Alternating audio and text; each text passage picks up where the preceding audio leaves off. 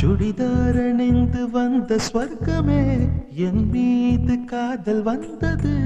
எப்போது என்று கொஞ்சம் நீ சொல்வாய